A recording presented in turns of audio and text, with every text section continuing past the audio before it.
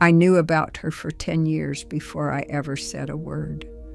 10 years of waking up beside him. 10 years of making his coffee the way he liked it.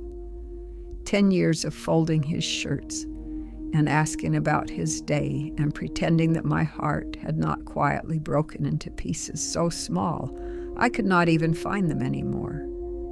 People ask me now how I did it, how I kept that kind of secret, how I managed to go about my days, my ordinary days, knowing what I knew. The truth is, I do not have a good answer. I do not think there is one. Some things we do simply because we do not know what else to do. Some silences become so familiar that speaking feels like the stranger choice. But I am getting ahead of myself. Let me go back to the beginning, or what I thought was the beginning. We married young, not young by today's standards perhaps, but young enough. I was 23. He was 26. It was 1982.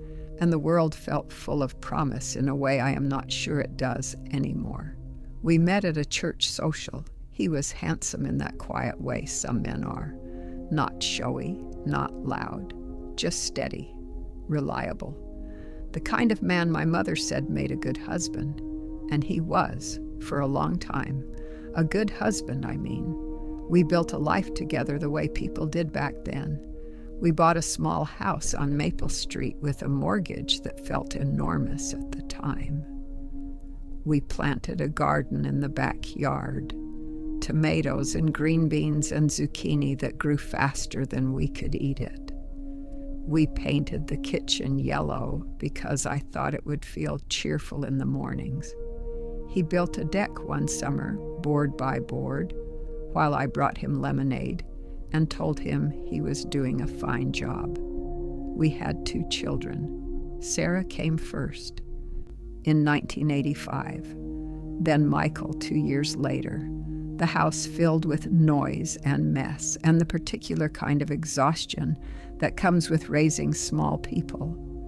I gave up my job at the library to stay home with them. It was not even a question, really. That was what mothers did, what good mothers did, and I wanted to be good. I packed lunches and attended school programs and drove carpool and kept the house clean and made dinner every night at 6 o'clock, pot roast on Sundays, spaghetti on Wednesdays, fish on Fridays during Lent. Our lives had a rhythm to them, a predictability that felt safe. He worked hard, long hours at the accounting firm downtown. Sometimes he came home tired, his shoulders tight, his mind elsewhere. But he was present for the important things. He coached Michael's Little League team. He helped Sarah with her math homework at the kitchen table. He mowed the lawn every Saturday morning and waved to the neighbors. From the outside, we looked like what we were supposed to look like. And maybe that was the problem. Maybe I was so busy making sure everything looked right that I stopped paying attention to how it felt. The affair started in 1999, or at least that is when I think it started.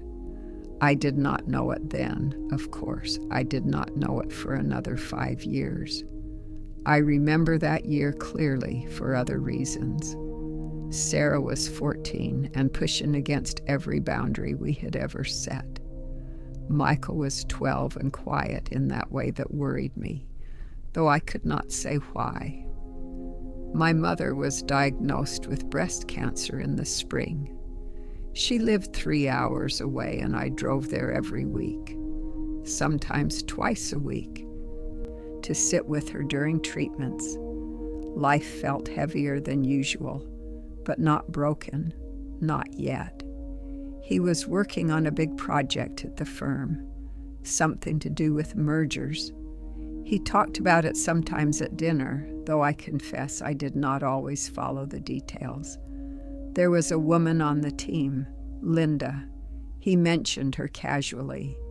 the way you mention anyone you work with, said she was smart, said she was helping him put together presentations. I did not think anything of it. Why would I? He started staying late at the office more often, working weekends. He seemed distracted when he was home, but I attributed that to stress, to the pressure of the project, to middle age creeping up on both of us. I was distracted too. My mother was dying, though we did not say that word yet, and the children needed me, and the house needed me. And there were always 1,000 small things that required my attention. So I did not notice, or I noticed but did not see. There is a difference, I think. The affair went on for 5 years before I found out. 5 years of her. 5 years of him living some other life I knew nothing about. I discovered it on a Tuesday afternoon in October. It was not dramatic. There were no suspicious phone calls or strange receipts or lipstick on a collar. Nothing like that. It was quieter than that, smaller. I was cleaning out the car. His car. He had asked me to take it in for an oil change, and I was gathering up the clutter that had accumulated. Coffee cups, old newspapers, a jacket he had been looking for. There was a card in the glove compartment, one of those greeting cards you buy at the drugstore. It had a picture of 2 birds on a branch. I opened it without thinking, the way you open anything you find while cleaning. The handwriting inside was not mine. It said things I will not repeat here, things that made it clear this was not a casual friendship, things that made it clear this had been going on for some time. It was signed with just an initial, L. I sat in that car for a long time. I do not know how long. The card in my hands, the autumn sun coming through the windshield, the smell of old coffee and leather seats. I did not cry. That surprises people when I tell them, but I did not. I felt something else, something harder to name. It was like the whole world had tilted slightly, and I was waiting to see if it would right itself, or if I would just slide off completely. I put the card back where I found it. I closed the glove compartment. I took the car in for the oil change. I did not say anything, not that day, not that week, not that month. I told myself I needed time to think, to process, to decide what to do. But the truth is I was afraid of what would happen if I spoke, afraid of the explosion that would follow, afraid that our whole life would come apart, and I would be the one who pulled the thread. Sarah was 19 then, away at college, but Michael was 17, a senior in high school, applying to colleges, taking his SATs. He was anxious by nature, sensitive to conflict. I could not bear the thought of disrupting his final year at home, of making him choose sides or carry this weight. So I stayed quiet. Days turned into weeks. Weeks turned into months. He did not know that I knew. He went on exactly as before. Coming home, eating dinner, asking about my day, kissing me goodnight with the same distracted affection he had always shown. And I went on too, making his coffee, doing his laundry, smiling when I was supposed to smile. But something had changed inside me, something fundamental. It was like a part of me had gone to sleep, the part that felt things deeply, the part that hoped and dreamed and wanted. That part just went quiet. I moved through my days as if from a great distance. I was there but not there, present but absent. I kept waiting for him to end it, the affair. I thought surely it would run its course. Surely he would come to his senses. Surely he would choose us, choose me. But it did not end. The card had been from 2004. By 2006, I realized it was still going on. I could tell from small things. The way he showered as soon as he got home from work. The way he kept his phone close. The way he sometimes smelled different. Not like perfume exactly, just different. I thought about confronting him 1,000 times. I planned what I would say, how I would say it. I imagined his face, his denials or his confessions. I played out every possible scenario in my mind late at night while he slept beside me. But I never did it. Michael graduated high school in 2006. He went off to college in the fall. The house became very quiet. It was just the two of us then, me and him, sitting across from each other at dinner, watching television in the evening, sleeping in the same bed. You would think that would have made it worse, the silence between us. But in some ways, it was easier. There were fewer people to pretend for. I filled my time with other things. I went back to work part-time at the library. I volunteered at church. I took up gardening again, with a seriousness I had not had before. I could lose myself in the rhythm of weeding and watering and watching things grow. People told me I seemed peaceful, centered. They did not know that peace was just another word for numbness.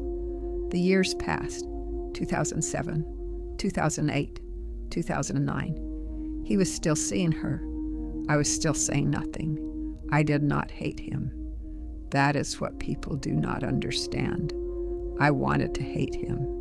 Hate would have been cleaner, simpler, but instead I felt a kind of sad bewilderment. How had we come to this? How had the boy who built me a deck and held my hand during Sarah's birth become this stranger who lived a secret life? How had I become someone who allowed it? By 2010, I realized I did not even know who I was anymore. I had spent so many years being a wife and a mother and a keeper of peace that I had lost track of the woman underneath all those roles. I looked in the mirror some mornings and did not recognize myself. The silence I was keeping was not just about his affair anymore. It was about everything I had never said, every disappointment I had swallowed, every dream I had set aside, every moment I had chosen his comfort over my own truth. I was angry, I realized, not at him, at myself, for staying, for accepting, for making myself small and quiet and convenient. But even knowing that, I still did not speak. There's a weight to long silence. It becomes its own kind of truth. Breaking it feels impossible, like trying to speak a foreign language you never learned. In 2012, Sarah had her first baby, a little girl named Emma. I held that tiny creature in my arms and felt something crack open inside me. Some protective shell I had built around my heart. I looked at her perfect face and thought about what I would want for her life, what I would tell her if she came to me someday with a secret like mine. I would tell her she deserved more than silence, more than endurance, more than making herself disappear. But I still could not take my own advice. He retired in 2013. 63 years old and done with work. The affair had ended by then. I am not sure exactly when, maybe 2011 or 2012. I could feel the difference.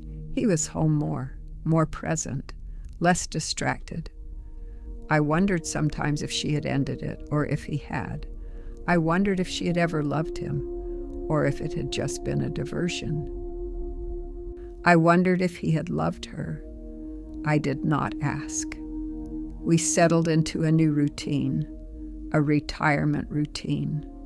Coffee together in the mornings, errands and appointments and visits with the grandchildren, Dinners out on Friday nights at the same 3 restaurants we had been going to for years. People thought we looked content, comfortable in that way long-married couples are supposed to be. And maybe we were in some hollow way. But I was not happy. I knew that much. The awakening, when it finally came, was not dramatic. It was a Sunday afternoon in the spring of 2014. We were sitting on the deck he had built all those years ago. The boards needed replacing in spots, and the railing was loose, but it was still standing. We were drinking iced tea and not talking, which was normal. We had run out of things to say to each other years before. I was watching the birds at the feeder, sparrows and finches, one brave cardinal, and I had this sudden clear thought. I have spent 32 years trying to keep this man happy, and I do not think I have succeeded, and I do not think I ever will. It was not a cruel thought, just a true one.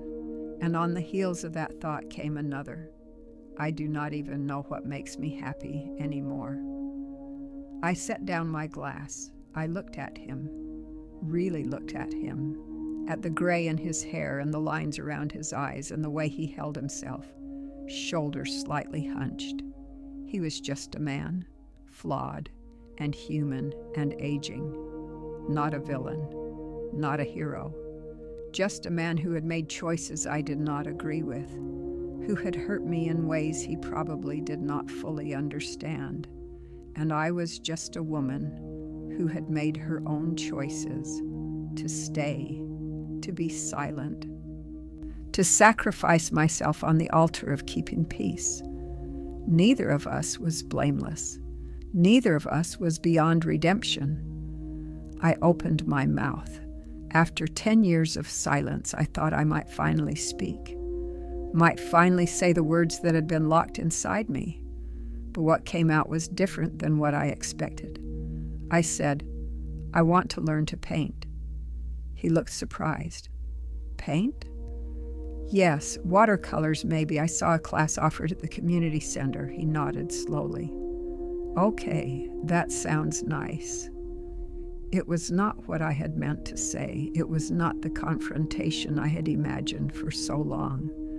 But it was a beginning. I took the painting class. I was terrible at first.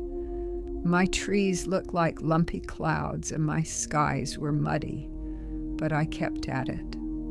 There was something freeing about making something new, about allowing myself to be bad at something and keep trying anyway. I started saying yes to things I wanted and no to things I did not. I stopped making his favorite meals if I did not feel like it. I stopped organizing my schedule entirely around his needs. I started reading books I wanted to read, even if he thought they were silly. Small rebellions, tiny acts of self-reclamation. He noticed, I think. Sometimes I caught him watching me with a puzzled expression, as if I had become someone he did not quite recognize. Good, I thought. I do not recognize me either, but maybe that is the point. As for the affair, I never confronted him about it, not directly. Some people would say that means I never truly dealt with it, that I should have demanded answers, demanded an apology, demanded something. Maybe they are right. But I came to realize that what happened between him and that woman was between them. It was his choice, his betrayal, his burden to carry. My burden was different. My burden was all the years I had stayed silent, all the ways I had betrayed myself. And forgiving him for the affair was easier than forgiving myself for my own complicity in my unhappiness. Forgiveness is a strange thing. People think it means forgetting, or excusing, or going back to how things were. But it does not mean any of those things. For me, forgiveness meant accepting what happened and what I did, and who we both were in that season of our lives. It meant releasing the fantasy of what our marriage should have been and accepting what it actually was. It meant understanding that he was human and flawed and capable of hurting me, and that I was human and flawed and capable of hurting myself. It meant deciding that I could live with the truth of our history without letting it poison my present. We are still married. That surprises some people. They think I should have left. Maybe they are right. Maybe I should have. But leaving felt like another form of running away. And I had done enough of that already. Running away from hard conversations. Running away from my own feelings. Running away from the truth. Staying was my way of finally standing still. Of facing what was real instead of what I wished was real. Our marriage now is not what I dreamed of when I was 23 and full of hope, but it is honest in a way it was not before. We are kind to each other mostly. We are companions. We share a history and grandchildren and a house that needs more repairs than we can keep up with. Is that love? I do not know anymore. Maybe love is too simple a word for what happens between two people over the course of 40-some years. There are scars. I would be lying if I said there were not. There are days when I look at him and feel that old ache in my chest, the echo of the pain I carried for so long. But there are also days when I look at him and just feel peaceful, accepting. We are two old people doing the best we can with the time we have left. That is all. I think about that younger version of myself sometimes, the woman who found that card in the glove compartment and chose silence. I want to reach back through time and shake her, tell her to speak up, tell her that her voice matters, that she matters. But I also want to hold her, because I understand now why she made the choices she did. She was scared. She was trying to protect her children and her family and some idea of what her life was supposed to be. She did not know yet that you cannot protect people from the truth. You can only delay it, and in delaying it, you sometimes do more harm than good. I learned that silence has a cost. It always does. The cost was 10 years of living half a life, 10 years of pretending, 10 years of carrying a weight that grew heavier with each passing day. But I also learned that it is never too late to start speaking, to start claiming space, to start asking for what you need. I am 70 years old now. I have more years behind me than ahead of me. That is just the mathematics of aging. But the years ahead feel more mine than the years behind ever did. I fill them with things that matter to me: painting, reading, long walks, time with my grandchildren, conversations with friends who knew me before I became so quiet. I am learning who I am again, or maybe for the first time. It is harder than I thought it would be. There are days when I slip back into old patterns, when I make myself small out of habit, when I swallow words that should be spoken. But I am trying. That has to count for something. If I could go back and do it differently, would I?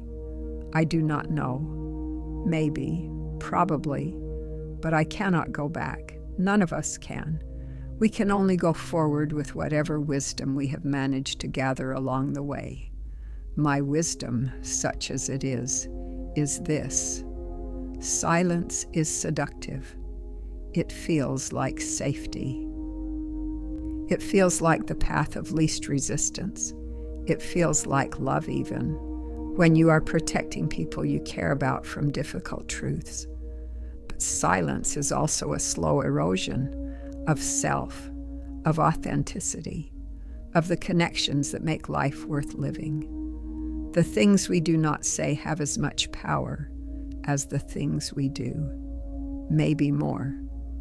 I spent 10 years not saying the most important thing, and in those 10 years I lost something I am still trying to find again. Some essential part of myself that knew how to speak and be heard. I do not blame my husband for that loss. Not entirely. He played his part, yes, but I played mine too.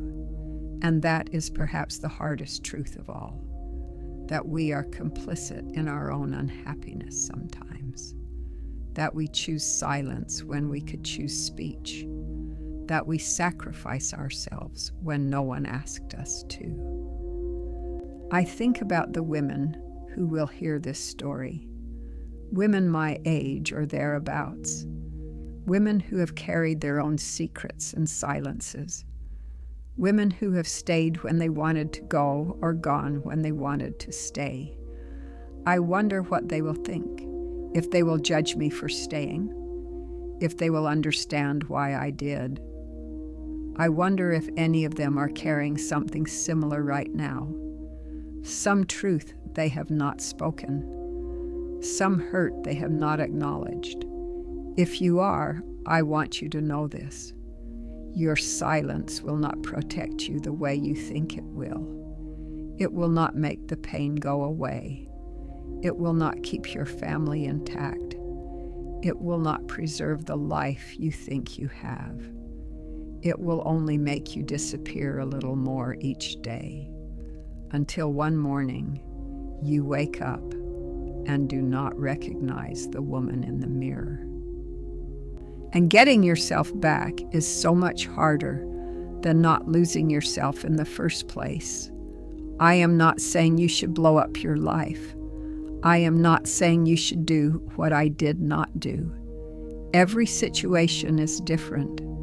Every marriage is different. Every heart knows its own truth.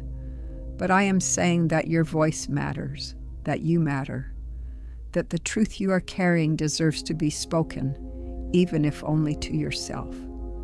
That silence is not the same as strength, and endurance is not the same as love.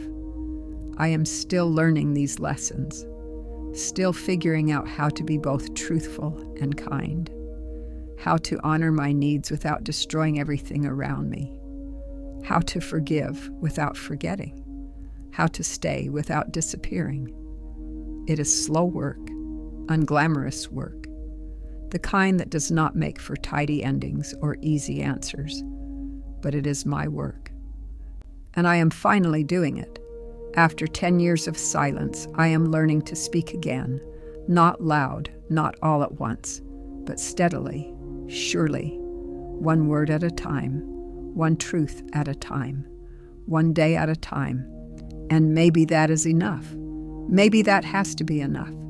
I cannot give back those 10 years. I cannot undo the choices I made or the pain I caused myself by making them. But I can decide what I do with the time I have left. I can decide to be honest, to be present, to be whole. I can decide that the rest of my story will be told in my own voice, and that is what I am doing, day by day, breath by breath. It is not the ending I imagined when I was young, but it is mine. And after all this time, after all that silence, that feels like something, that feels like enough. So I ask you this, whoever you are, wherever you are in your own story, what are you not saying? What truth are you carrying in silence? And what would it cost you to finally speak it? Not to anyone else necessarily, but to yourself. What would it cost? And what would it give you? I cannot answer that for you. Only you can. But I know this much. Whatever it is worth saying. You are worth saying it. Do not wait 10 years to learn that lesson. Do not wait at all.